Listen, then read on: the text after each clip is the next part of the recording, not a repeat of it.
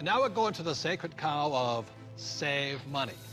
And in 1971, President Nixon took the dollar off the gold standard, basically took the world off the gold standard, and money was no longer money. So people are no longer saving money. So just to reiterate again, this is $300, what an ounce of gold was worth in the year 2000. So Kim, lift that. Okay. All right, and so this here is 1 ounce of gold in the year 2010, and it's now $1,100. Ugh, and this is why people are working so hard. I can do it, I can do it. Yes, I can do it. Barely. So the big reason I've said in my books for years that savers were losers is very simply because in 1971, the dollar stopped being money, it became debt. Right, Mike? Yeah, the rules all changed in '71.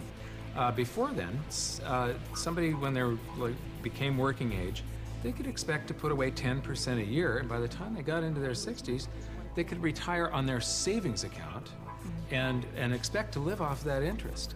And in '71, everything changed, and they started creating currency on a massive scale. Worldwide. Ever since then, worldwide.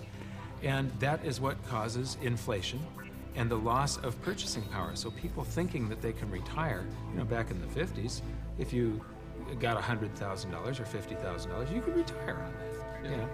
So for my mom and dad, you know, the World War II generation, the industrial age generation, it was very smart to save money. For our generation, the baby boom generation and on, saving money could be the most stupid thing you can do because the system is stealing your wealth through the very thing you work for called money, which is not money anymore.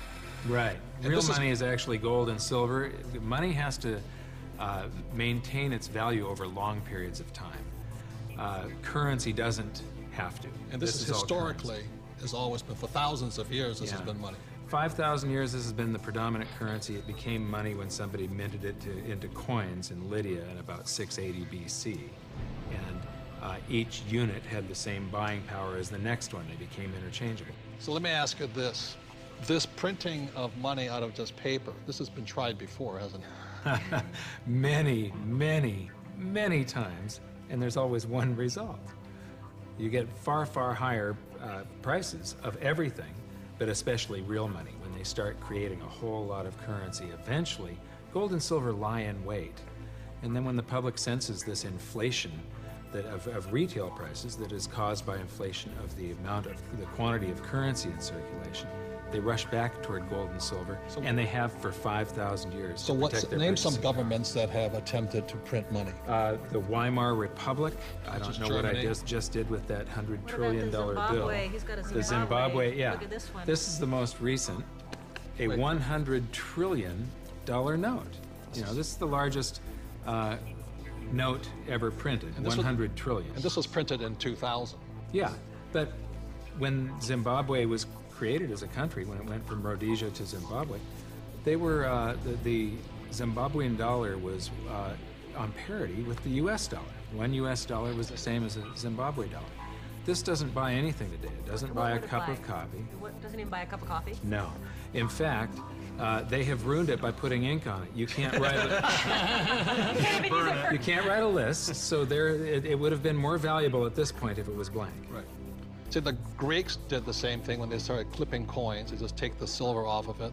The Romans tried it, the English tried it, the Germans tried it, the Chinese tried it, and now the US is trying it. Yep. And so that's why saving money is probably the biggest mistake you could make right now, because today money is no longer money.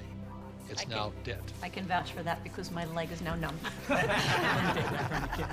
So all currencies throughout the world are in trouble, the same way this Zimbabwe dollar is in trouble. And that's the problem with saving money.